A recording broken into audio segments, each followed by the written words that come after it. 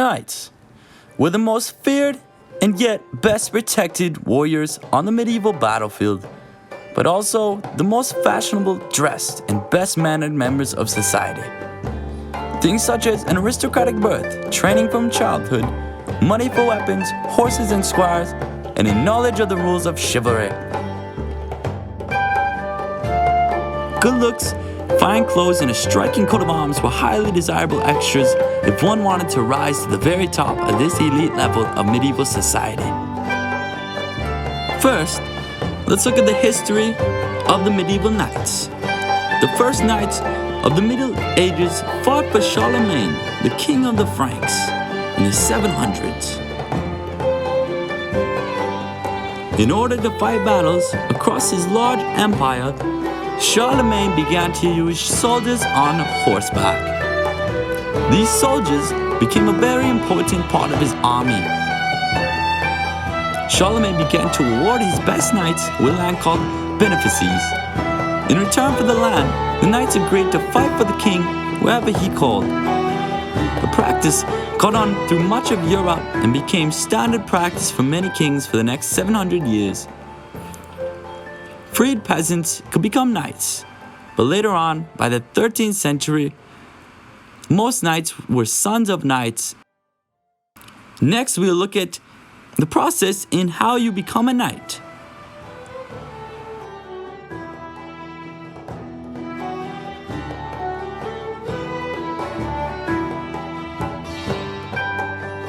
The typical starting point for a young lad of 7 to 10 years old was to become a page, where he learned to handle animals such as horses and also other animals.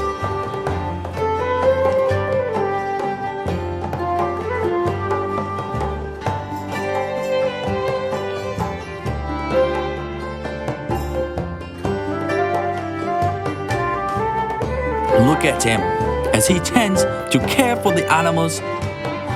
This lad is definitely on the right track to become a knight.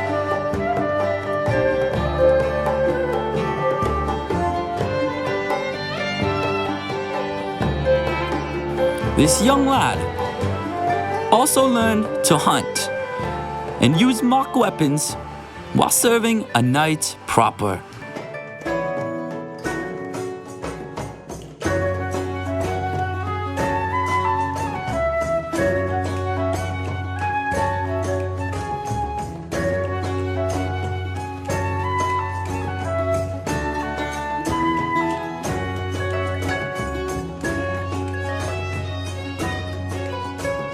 This young lad looks to become a knight like his father. But this young lad isn't quite ready to become a knight. From age 14, the next step was to become a squire. They had more responsibility than a page, learned to use real weapons, and started in education, especially the study of chivalry.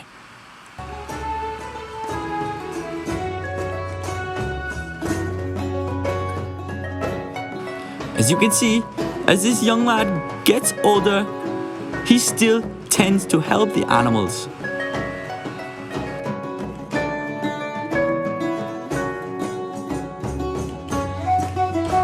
This not so young anymore lad now has to do some hard work.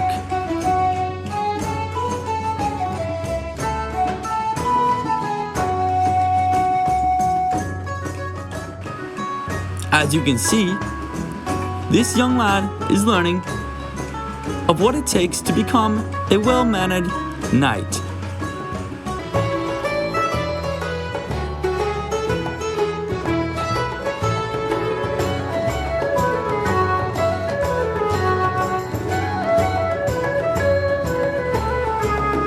This young lad has now become a squire. Squires assisted knights in peace and war, holding the extra lances or shield. If a squire had proven his bravery and skill at battle, he would become a knight.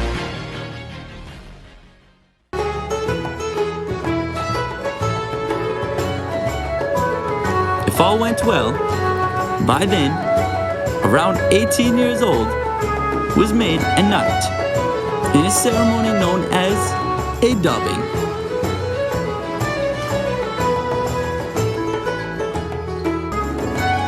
At this ceremony known as dubbing, he would kneel before another knight, lord, or king, who would then tap the squire on the shoulder with his sword, now making him a knight.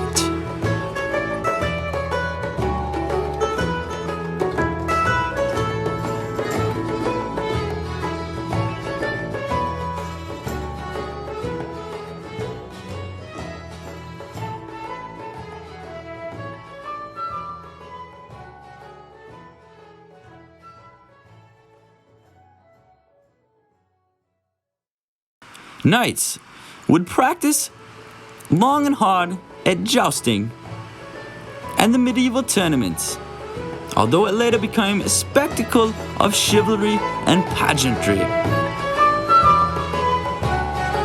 This new knight needs some practice.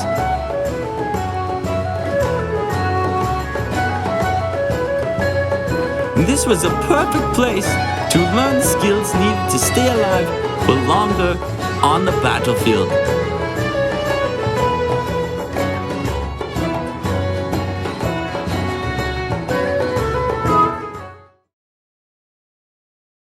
Now, let's take a look at the weapons used by the knights.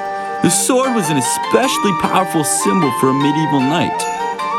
It was the weapon used to give him his status as a knight in his initiation ceremony. It had usually been blessed by a priest, and the shape of the blade and handle were used often as a crucifix for prayer. Despite this romantic symbolism, iron and steel swords were lethal weapons. One of the chief characteristics of medieval knights was that he rode a horse, and one of the most effective weapons to strike down an opponent before he got too close for comfort was the lance.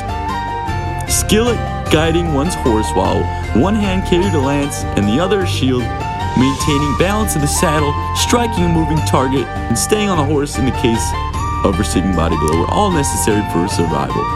Next, some knights used an axe, which typically had either a flaring blade and very long shaft. Sometimes either axe type was fitted with a spike at the end of the handle, and in the later 14th century, a top spike. The same century, further developments such as the use of hammers and the pole axe, aka poleaxe, which was the axe shown in the picture above, were usually used by foot soldiers.